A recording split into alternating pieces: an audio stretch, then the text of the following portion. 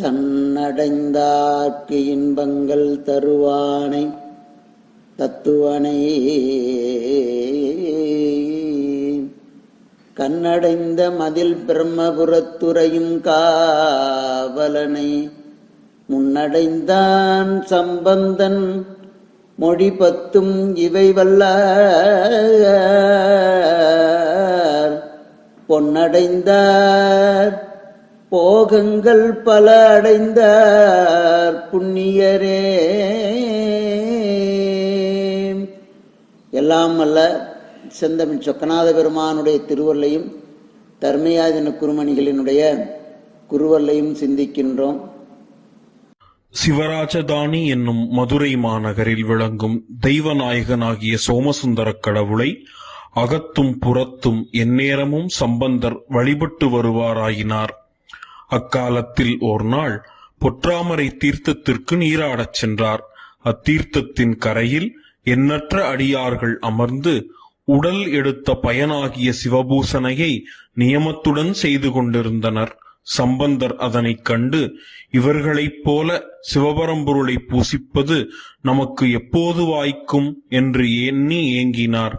அதே வருத்தத்தோடு நீராடி இறைவனை வழிபட்டு இருப்பிடத்துக்கு சென்று அன்றிரவு துயில் கொண்டார். அன்பர் கேட்பன யாவும் கொடுக்கும் நிறை செல்வ சொக்கலிங்கமூர்த்தி சம்பந்தர் குறைமுடிக்க திருவுள்ளம் கொண்டார்.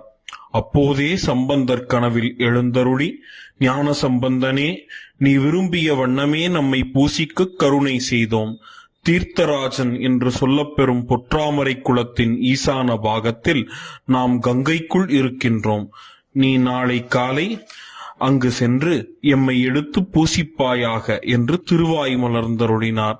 சம்பந்தர் துயில் கலைந்து எழுந்து சொக்கலிங்கர் கருணையை வியந்து விடியலை எதிர்நோக்கி காத்திருந்தார். மறுநாள் காலையில் விரைந்து தன் நாட்கடன்களை எல்லாம் முடித்து திருக்கோயிலுக்கு சென்று இறைவன் உத்தரவுப்படி ஈசான பாகத்தில் இறங்கி மூழ்கினார். திருவருளால் அப்போது உலகின் தலை சிறந்த சிவலிங்க மூர்த்தியாய் சொக்கநாதர் தம் பெட்டக கோயிலோடு சம்பந்தர் திருக்கரத்தினை வந்தணைந்தார்.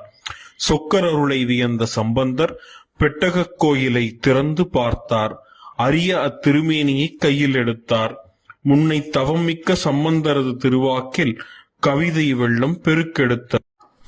தம் கரத்தில் சிவலிங்கமூர்த்தி வந்தணைந்த தன்மையை போற்றி, கண்ணுக்கினிய பொருளாகியே என் கரத்தில் வந்தாய், விண்ணும் பரவிடும் அற்புதமே என்ன விஞ்சைதான், மண்ணும் புகழ்ந்திட என்னையும் பூரண வாரியுள்ளே நன்னும்படி செய் மதுராபுரி சொக்கநாயகனே என்று தொடங்கி 11 பாடல்கள் அமைந்த சொக்கநாத கலித்துறை என்னும் அரிய நூலை அருளினார்.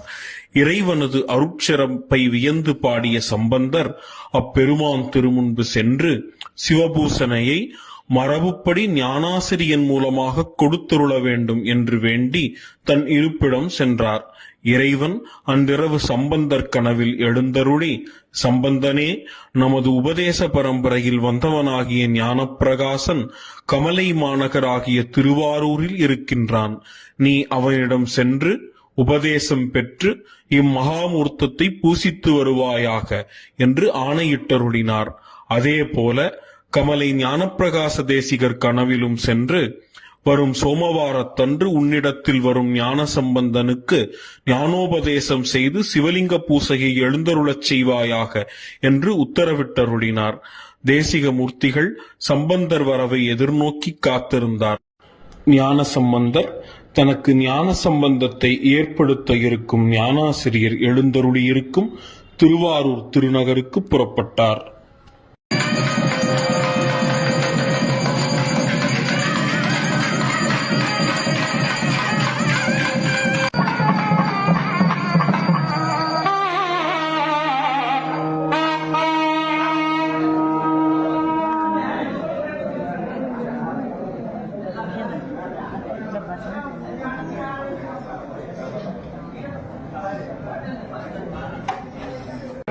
Hara